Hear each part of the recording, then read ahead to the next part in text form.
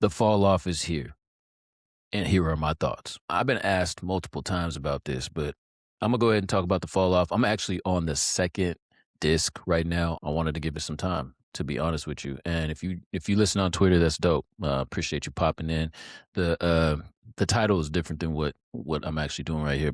I'm gonna do a quick little review of the fall off. I've given it now a week, which I was explaining this to some cats, and before, when we used to listen to albums, you wouldn't get the review until from a magazine like The Source or something like that. You might have to wait 3 to 4 weeks for a review of the album. Now, I understand things move faster now. I understand we're more efficient. I understand all of those things. But are we doing that as a disservice to the music that's being dropped? So, for example, Don Toliver just dropped. I haven't even had a chance to listen to it, and I really like his music. And I feel like we're doing reactions, not reviews. So I feel like when Cole's dropping this project and he has stated multiple times the attention behind it, like he's not really trying to, he's giving you the opportunity to react, but he's also they're showing you the real time reactions of fans, which I think is a super dope way to roll out. So we can talk about multiple aspects of this project because I don't think it's just the music alone. I think it's you got to look at the whole storytelling of this. He's been very intentional. Ebe has been explaining this. He's been explaining this since Inevitable podcast series. If you listen to that, you're probably a really true fan because it's a really long podcast. But the thing I liked about it that was dope is I've never had a chance to sit with one of the greats and listen to them go through a laptop full of joints and listen to it just like I'm listening to it and be, you know, repeating the same parts of the song or hearing unreleased stuff and the stories behind it. Like, I just feel like the lead up to this and the reason why he stepped out of the beef, not the battle. There's two different, like, we need to talk about alliteration. You know, he's been stating multiple times that he didn't have a beef with Kendrick. He doesn't, I don't think he minds a battle. He don't have a beef. What we saw was a beef, and everybody continues to call it a beef. So let's say that you had a friend and they was beefing, like, that's different than slapboxing or just battling. That's not the same. If you have beef, you actually want to fight. So that's just a difference between, you know, people who think critically about this and not. I would, at 40 years old, I'm not trying to go beef with nobody right now. Nope. Not doing that. I'm making the same. Y'all got it. I'm a multimillionaire. If I'm him, I'm a multimillionaire many times over. Now, that does not say that doesn't mean that Dave Jones, wasn't disappointed in the decision. I was. But the fact that I'm talking about it 2 years later is crazy. Like, y'all got to move on. This man doesn't care. He went on to drop multiple features after that, some of the verses of the year, in my opinion, on Pie and Collard Greens. And then he dropped Port Antonio the same year, and he literally explained himself, but it just wasn't the answer that people wanted to hear. So they're going to stick to whatever they're going to stick to, and not whatever. Do your thing. But let's talk about the fall off, man. The first thing we get from him is track 2, disc 2, right? The fall off is inevitable. Now we know what the name of the track is, but you know, he says, for the past 10 years, this album has been handcrafted with one intention, a personal challenge to myself to create my best work. Most of y'all have read this. If you've been around or you're not, but I'm going to go ahead and read it anyway. To do on my last, I was unable to do on my first. So when he said this, that basically made me think that it was going to be his last joint. I had no way of knowing how much time, focus, and energy it would eventually take to achieve this, but despite the countless challenges along the way, I knew in my heart that I would one day get to the finish line. I owed it first and foremost to myself, and secondly, I owed it to hip-hop. All right, hip-hop. I owed it to hip-hop. Critical thinking here, folks. He's basically dedicating this album, this project, to hip-hop. He literally just said it right there. So I feel like people aren't listening and they are reacting based on their biases or their hate or whatever on certain takes that I'm seeing from media heads. Because, for example, Kill on Twitter, X, he's saying he's biting. I'm like, bro, you have not, like, if you've just read what's going on, like, he's paying homage. He's not biting. because he literally just said, like, and so that's what I'm saying. People aren't reading, they're not listening. There's a lot of stuff flowing out there, so I get it. And I think that this is not a project that you can just glaze over, pause. Like, you can't just take it as the music. You know what I mean? Like, he's telling a whole story. He's just making a claim for whatever he wants to make a claim for. And he's doing it in multiple ways on multiple platforms and things of that nature. So you got to kind of follow the trail. So anyway, and again, I haven't written anything down. I just pulled up a couple tabs. These are just my thoughts. Like Rob Markman, shout out to Rob Markman. But anyway, I'm rambling. Let's get back to the program. So he drops track 2, disc 2. Okay, that was fire. He tells the story in reverse, tells his life in reverse. That was super dope. I hadn't seen. I mean, this was a crazy concept for a joint. So 10 out of 10 on this one for me. I like this joint. I still like it. It gets better especially now in the sequencing of the album, which we'll talk about later on disc 2. It really makes a lot of sense on this song, what he's doing here. So then they released the cover art. Okay, so the cover art, he has this long ass So I'm saying, like, people don't want to read. So this was before we had heard anything. We just heard that one joint, and he's saying my first setup, my first beats were made in that spot. He's basically talking about like his come up, his influences, all of those things. The mental space I entered when writing that joint was a feeling I will attempt to explain, but I doubt it will do it justice. It was the strongest possible combination of creativity, the imagination at work, focus, and faith and excitement that I can't imagine one can't understand until they've been in it. So he's basically talking about the first track he wrote called The Storm. So, he's basically going back to like his bedroom. That's the album cover is basically his bedroom in this whole situation. So he's saying, so the pictures of where it all started for me felt fitting for the album. Here's the thing, man. You don't gotta, I'm not saying you have to like Cole, man. So most of y'all who follow me know I'm a Cole fan, so I'm biased. But also, I don't think you have to like him. He ain't for everybody. So I get that. So here's what I was referring to. When he's talking about, I sat for hours. This is when they released the cover. I sat for hours in the zone I'd never experienced before until I was done writing a track that I titled The Storm. He said he rapped it out loud 50 times back to back. You know what I'm saying? Like he's just going into explaining like how he fell in love with hip hop and how he fell in love with this song and the process of making this song. So it's the strongest combination of creativity, focus, faith, and excitement that I can imagine one can't understand until they've been in it. So explaining that feeling that you had when you first heard that first joint, like I remember what I felt like when I heard I Used to Love Her by Common. Invocation, and that was how you say Invocation by Common. I can go down the list of all the joints. Fat Boys, Too Short, Rhymes. You know what I mean? When Rhymes came on by Too Short off the Life is Too Short album, crazy. So, I mean, there's certain songs that come to my mind when I'm thinking like, oh, I'd never heard this before. So he's trying to bring back that feeling, and basically that's what he's talking about on here. So he alludes to this on the album. The reason why I'm going through all this is because this is all part of the rollout. All right, so now we saw the cover, the front cover, and now he explains the album. So you got to look at the cover to understand where he's coming from. Again, I'm addressing the whole biting versus paying homage thing. So to me, he's explained that this is an ode to hip hop. He's explained that he's also explaining himself and his creative, how he felt when he first made his first song and he wanted to bring that back. He's trying to find that inspiration.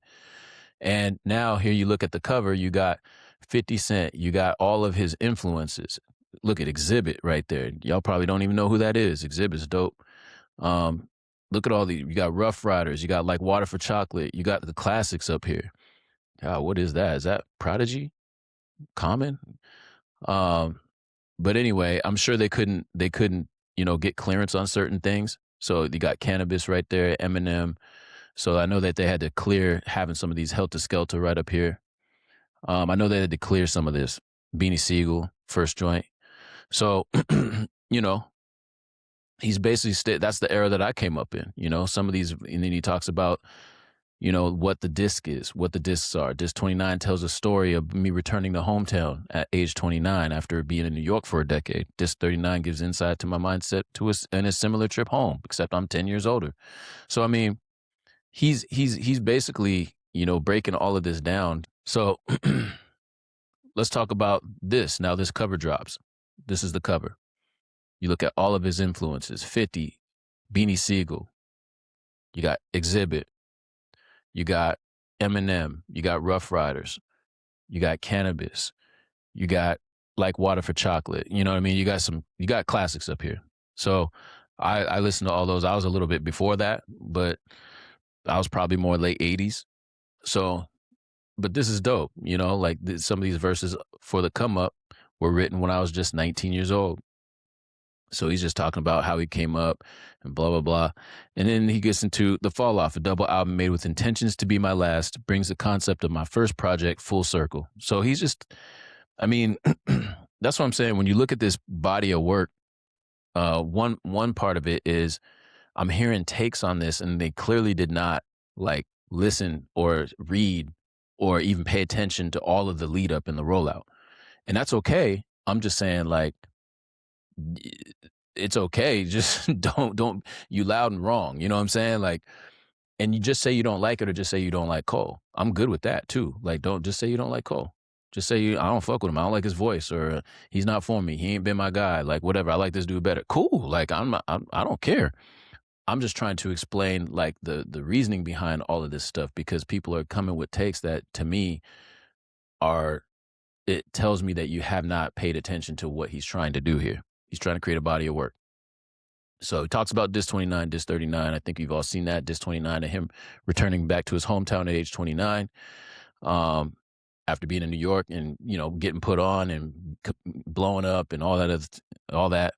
And then Disc 39, the same type of trip home, except now he's 10 years older.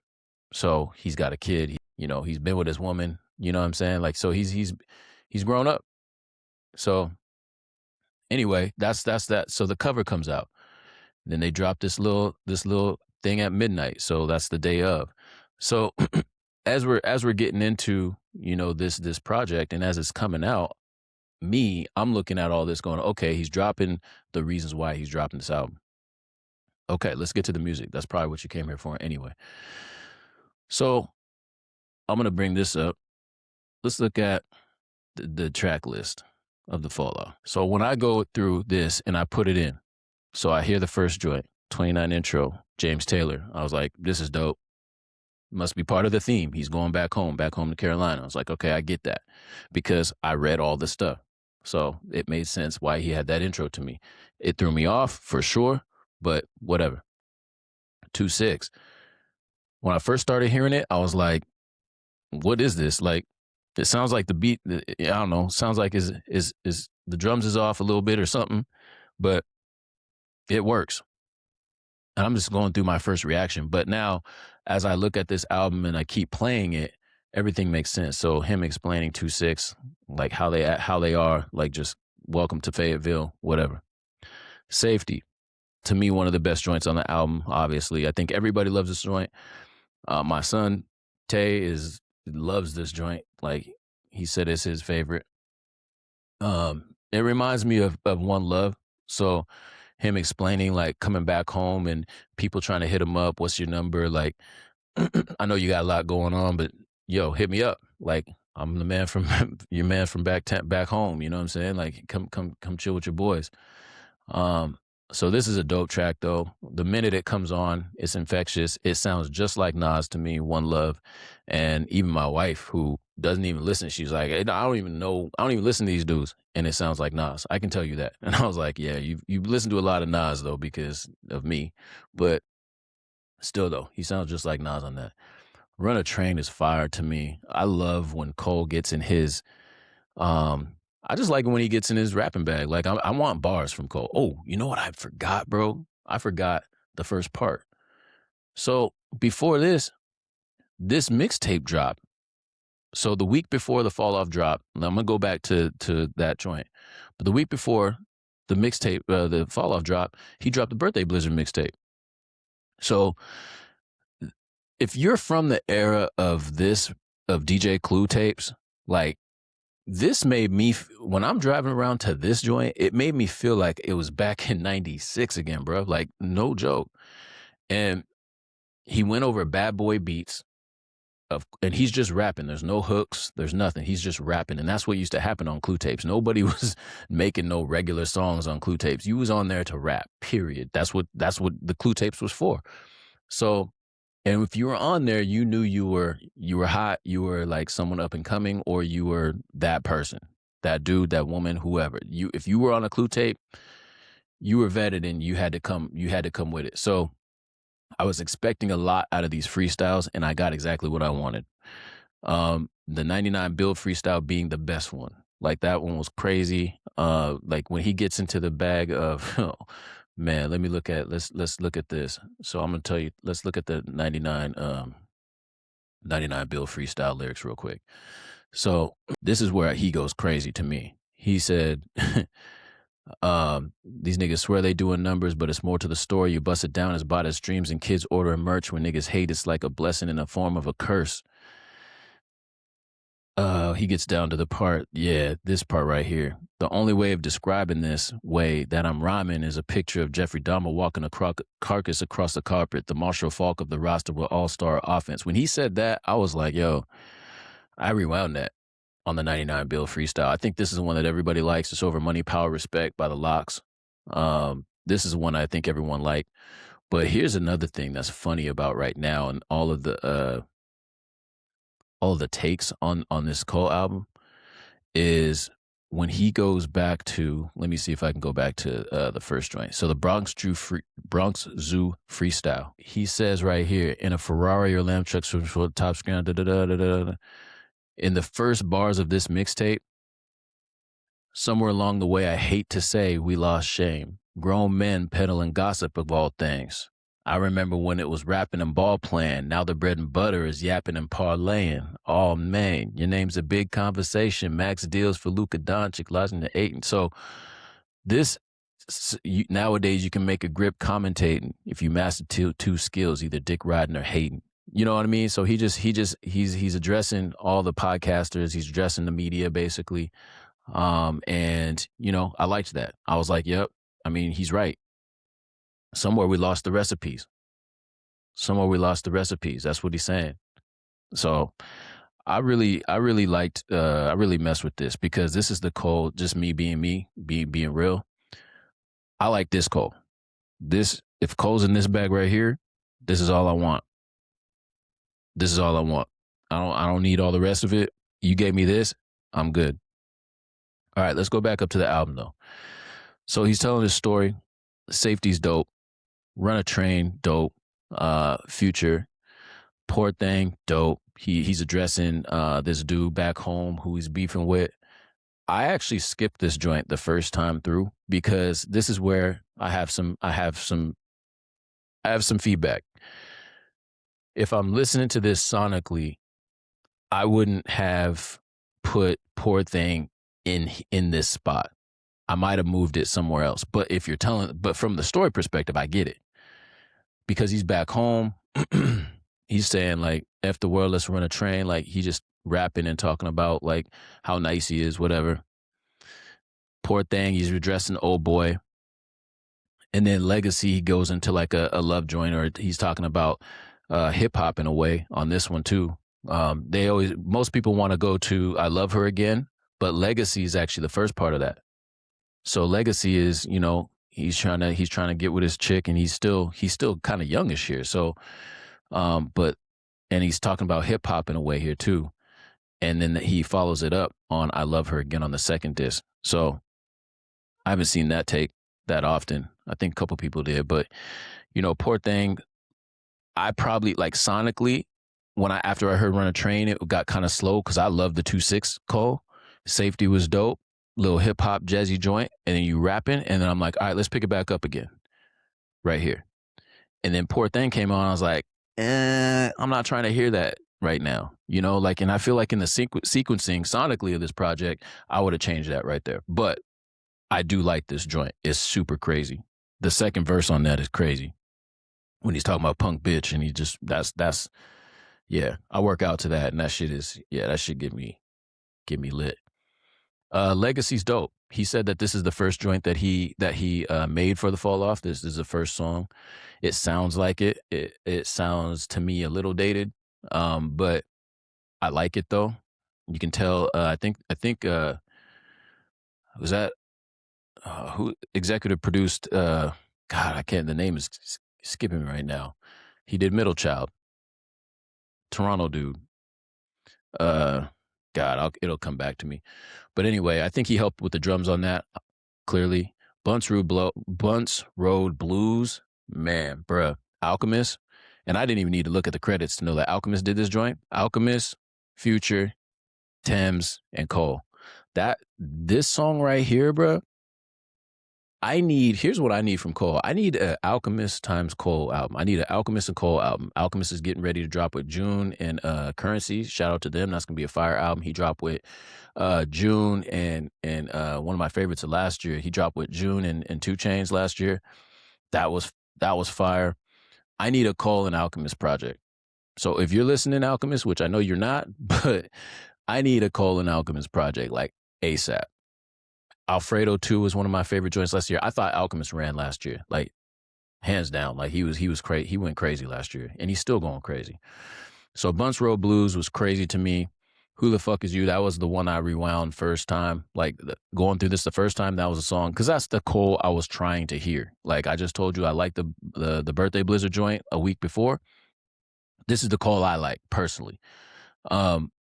So of course, this is the joint that I really like. Now, what I missed on the first probably 5 times through this album was I didn't realize that at the beginning of Who the Fuck Is You, you had the same beginning as Old Dog. So he's turning up right here on this joint, and it's the same beginning as this one. Basically, it's the beginning of Old Dog. And I missed that completely. And someone on Twitter posted that. I was like, oh, damn, okay. So this is just him as a young cat, like coming through, doing what he does, turning up, you know what I mean, at the club, whatever. And then he goes into drum and bass. He's you in my face, what you talking about? He's trying to get at a female, and you got cats at home trying to get back at you. Like, and so I really mess with this joint. I actually go back to this one a lot. This one, and then at first the Let Out. When the Let Out, I first heard that, I was like, man, I'll sit through this. And now, flash forward a week, I just be saying it randomly just in the house just because, like just to bother people or be annoying or whatever. Like, and so, it's actually, I understand this has a reason to exist. Would I have put this on this album? Probably not, but I do understand why it exists, and it starts out on the 26 video, on the 2.6 video, it starts out there. But if I'm talking about sonically, this really doesn't, to me, fit in.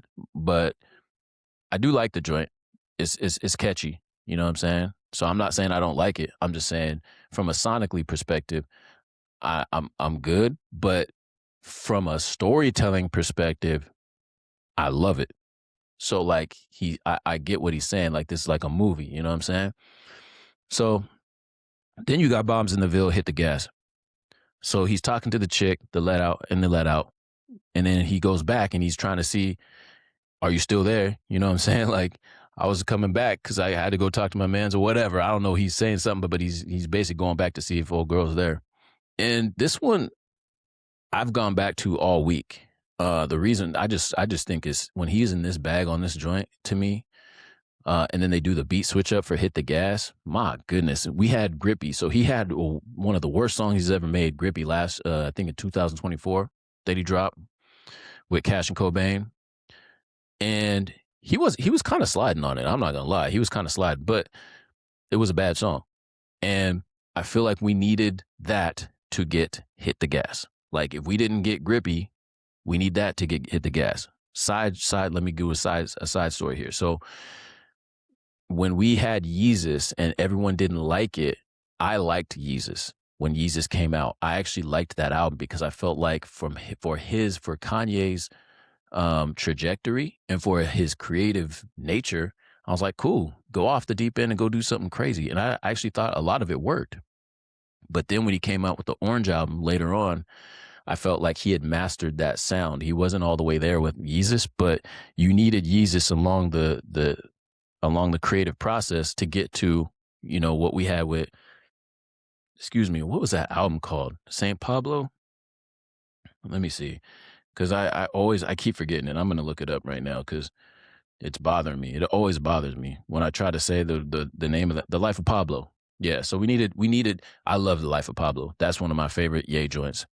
That's probably not a popular take, but I love that joint because it was all of his sounds kind of matured. And so that's where I feel like we hit the gas here. Then you had Lonely at the top. I ain't gonna lie, I skipped over this one because by this time I've already heard the whole album. I'm at song 12. I know I have a whole nother album to get through.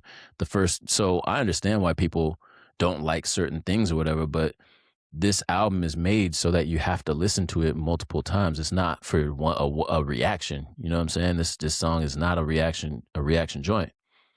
So I think this song probably is one of the more meaningful ones, in my opinion, now that after you listen to it.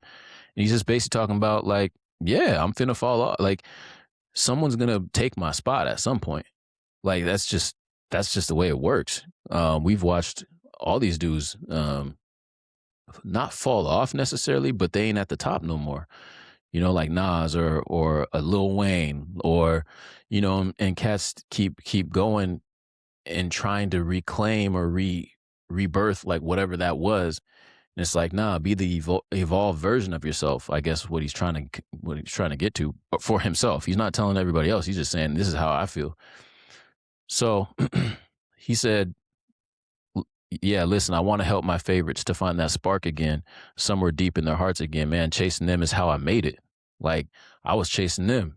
I felt this for a while, but I couldn't frame it in the proper rhymes. It just seems like they just stopped giving a fuck, and I hate it. Because where are you supposed to look on days when you feel unmotivated? So like if I don't have no one that inspires me, then how am I going to be inspired? But then all of a sudden it's like, wait a minute. When all your heroes either disappeared or sound deflated, the younger generation, hell if I won't debate it, but they want what I got right now. One day they're going to obtain it. So he's just saying, yeah, you're going to be in this spot at some point. Like time moves forward. Still, I find it hard to replicate what I'm longing lately, that childish admiration, like back when I had posters hanging. If you stuck around this long, you saw the cover where he had posters hanging on his wall. So he's trying to get back to this feeling. I do my best with this at first, but shit, maybe there's no explaining, just venting. It's no complaining, you know. So then he goes on to talk about like, gives it an analogy basically of like when he's at the playground and all the kids are doing all the crazy shit, and then finally he can do all the crazy shit, and they all done grown up and they're gone, and now it's just me doing all the crazy stuff by myself. You know what I mean? Like because he used to just sit there and be an adulation or whatever of those kids that could do all that. So anyway, that's a dope joint. I think it's sleepy. And I think they use the Benny the Butcher sample on this joint, but don't sleep on it because he's really talking on that one to me. All right, let's go back. So Lonely at the top. So to me, after I listened to disc one, this is my favorite disc of the two for sure, without question. I go back to this one because I like to listen to music in the car. So again, if I'm listening to music in the car a lot, this is going to be the one I'm going to listen to. Now, there are joints on the second one that I really do like. So to me, I like every single joint on here. The Let Out I don't listen to, but I do like it. So there's not one joint on here I don't like on this first project. I think this if you just made this, it would have been crazy. All right, let's get to the second disc. I'm being long-winded as hell right now, but this is what it is. 39 intro, dope as hell. It's a movie basically. And then when it gets to the rapping, he's spitting. We all know that. I'm going to go through this one a little bit quicker because I have not actually given this my week-long attention that I feel like it deserves. If someone works on something for 10 years, it deserves some time. If anybody did that, I would say like, yeah, it deserves some time. The Fall Off is inevitable. I already covered that. Love that joint. The Villas, using the Mobb Deep sample with Erykah Badu, who also used the sample with Alchemist on a joint last year. We're still waiting on that album. Can't wait. This joint to me is one of them joints. I've played this a lot. I love it. Yes, the sample is definitely, I've heard it before. They use a few more chords. It keeps on going a little bit on the loop, but it works. And again, he's paying homage, and it's an ode to old hip hop, to 90s or whatever he grew up on. So I really like this joint. I think it's dope. So now let's go back. 39 intro, crazy. Fall off is inevitable, crazy. The Villas, crazy. Like, so now that's 3 in a row. So if I'm sitting here saying, all right, I don't like this too as much, well, the first 3 joints I mess with. So now I'm going forward. Old Dog, really love this joint. This is, again, y'all already know, this is the Cole I like. I like the other Coles. I like this Cole the best, personally. I want him just talking his shit and rapping, period. Like, this is a dope joint. Love that. Life Sentence. All right. So this is where, to me, this second project, again, in the middle parts, same thing with the first disc when I said I would have put something else here and picked it up BPM wise, maybe even just slid this up, Legacy up, Bunch Rose Blues up, or maybe even put this up there. I don't know. Sonically, that's what I might have done. But he's telling a story here. So again, these two are about his lady of his life. Life Sentence sounds like something, I think, when summer comes around, I think this is going to be a joint for me. So the other thing about this, it uses the DMX, how's it going down? You know what I mean? Hook. So when my son is listening to this, he has no context of that. That's the other thing that's interesting. Here I'm listening to it with my 16-year-old son, and we're listening to the same project, and we like it. We both like it, but I'm giving the context to all these songs and what he's using and I was like, oh, that's a DMX hook. You know what I mean? It's for this song. And also, this song is when I started realizing, wait, all these joints are like 4 to 5 minutes long. These shits is long. And I was like, well, that's how it used to be when he was coming up. Like, all those songs, when you go back and you listen to all the joints from the 90s and back then, every song was 4 to 5 minutes, 3-verse structure. You had a hook that you kept saying over and over, and the song seemed hella long because it was like 4 to 5 minutes long. Life Sentence is when I finally recognized, I was like, oh, wait, that sounds like some shit that I would have listened to back in the 90s. And I'm like, wait. And I go back and start looking at all the songs, like, oh, all these are 4 and 5 minutes. I was like, no wonder why this just feels so long.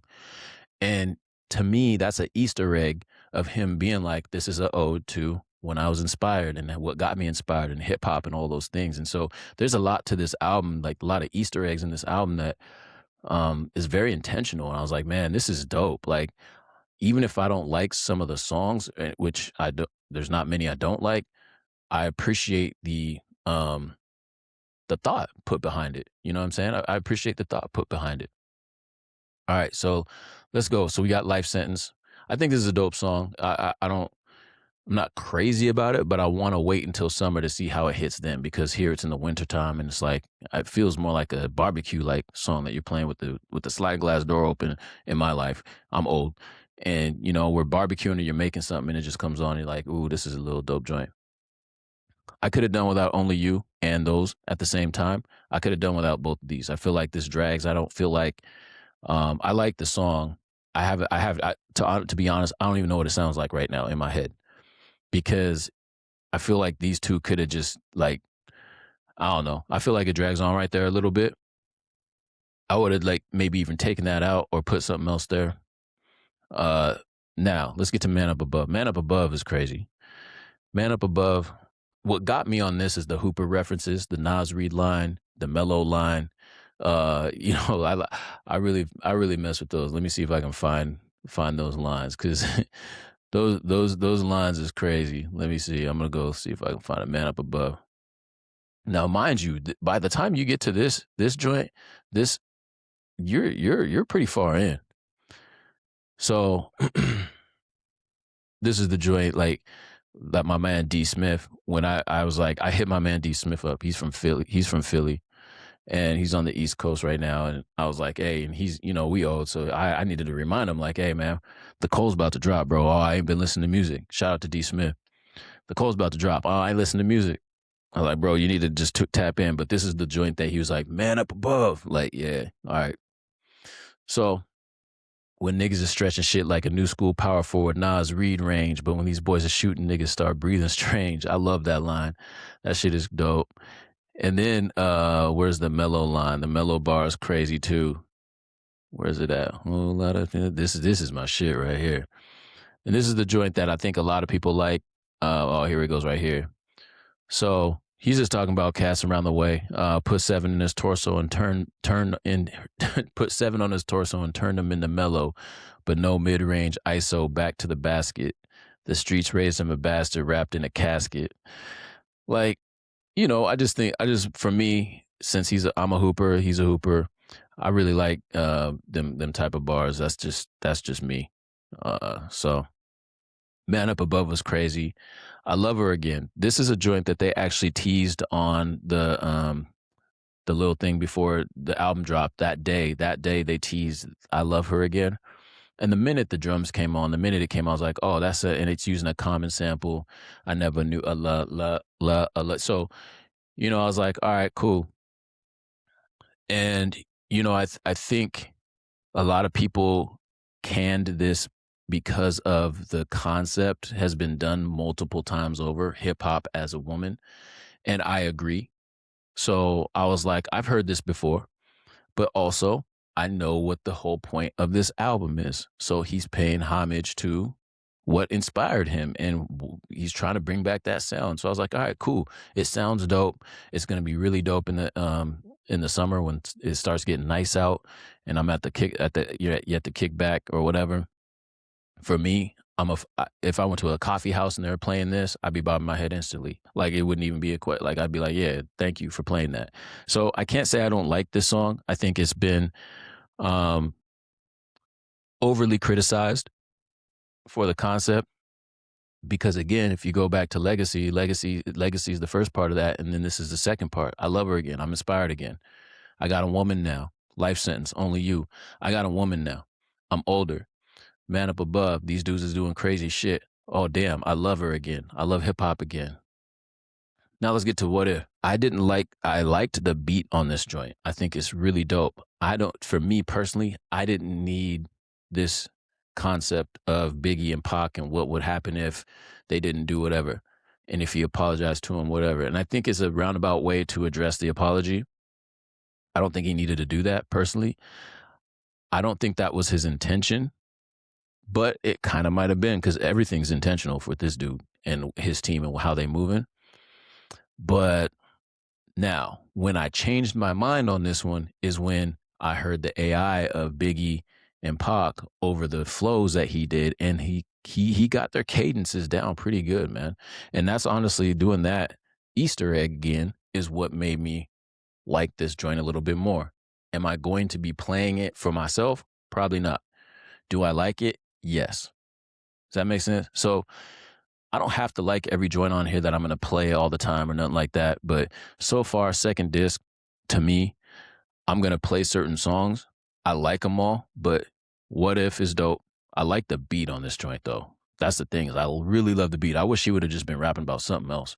Because I don't want to be listening. I don't want to be like kicking back to this beat because I really fuck with the beat. And then, but it's talking about it's like, I'm good. I don't want to hear that. But at the same time, I appreciate the effort. I see what you're doing. You had their cadences down. Good job. Like artistic expression, cool. Quick Stop, dope as hell. Love this joint. He murders this one. Talking about he's back home. He's older now. He stops at the gas station. He gets seen. He's not really trying to be, but also then he realizes that he's influencing other people positively. I just think it's a dope. Look, it's typical Cole. This is a Quick Stop is about as Cole as it's gonna get. And here's my honest opinion. Not opinion. Honestly, I haven't even gotten to these last two joints. I'm still listening to it. So for me, that second disc is more reflective, which I expected it to be because he's 39 going back to the Ville. Multiple things about it, like I said, the song structure, I thought that was super dope. I thought that, when he's recounting Fayetteville, it made me feel like I was in Fayetteville. He had some influences from for example, he had the drums from What's Your Fantasy? I think it was the joint What's your fans to see? I wanna. That's a Ludacris joint. He had the same drums from that on Hit the Gas. On that joint, Hit the Gas. So he had a lot of influences on this album. He had Petey Pablo on Old Dog, and and that sounds like a North Carolina joint when that was coming out at that time. You know what I'm saying? Like, so he had a lot of like little Easter eggs in here that to me were super dope and odes to North Carolina, Fayetteville, all that stuff. So I mean, to me, I think when I look at this body of work and the rollout, I haven't even gotten to the rollout yet, where they're doing a fan first rollout. So he has not done one media interview. He has not gone on one podcast. Back to the birthday blizzard, how he started it out. And I feel like when they're doing their reviews, they're feeling a little salty because they haven't gotten anything from him. And so he did an AMA on his website, and that's where he answered question to his fans, and everybody was reporting on those answers to the fans. So he's speaking directly to fans. He's getting in the Civic, his first Civic, and rolling around selling CDs out the trunk. Like, I just think how this rollout is going is a masterclass. It's the opposite of what we're doing now, which is digital, everything digital. He's going, nah, I ain't doing digital. I'm going hand to hand. And so he's popping up on college campuses, smart, and creating experiences for people.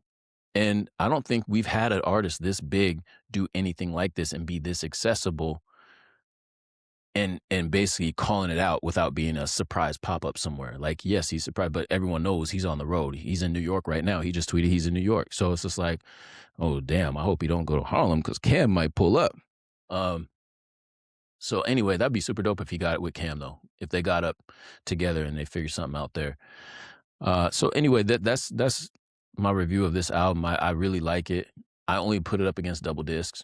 So if I look at Scorpion, I look at Mr. Morale, I look at 8 Ball, his double disc stands up there to me. E40's, not Hall of Game. It was what's E40's double Element of Surprise? That's one of my favorite double discs. Obviously Tupac, Biggie. There's others out there. Wu-Tang. You know, some of the notable double discs that exists. Well, I don't know if you want to call For All the Dogs a double disc. That was a deluxe, but to me, it's kind of a double disc, but not really. Well, I don't think that was an intention. Directly, when I look at all of those, that's what I put this up against. And when I look at all of those double discs and watching those rollouts and watching the intention behind them and when listening to the music, this definitely is up there in terms of one of the better double discs that I've heard and one of the most cohesive themes throughout the whole disc from a movie perspective, from a beat perspective. He also produced 60% of the album, which none of those other double discs, they've done that. None of those artists have done that. As a video editor and creator myself, and that's hard to do. Like, to produce 60% of your own double disc is crazy. Like that. So of all the double discs I just mentioned, not one of them did that. So I give that kudos. I give that stands for something to me. I'm not saying that he's the best producer. I think if he would have used other producers on this record, on this project, that's because my favorite is the Off Season. My personal favorite is the Off Season. Just mixtape Cole, basically. Might delete later. I love that Cole. So I liked his 2 last projects. He gave me what I needed, and then he gave me Birthday Blizzard. So I didn't need too much from him on this project. I just wanted to see what he was going to do personally. And I think this double disc stands up. It's more listenable all the way through the Mr. Morales. There's some definite skips on that for me because it gets a little kind of, I see what he's doing. Is painting a picture almost too much like a movie. And it's a dope record. I love Mr. Morale. I love that album.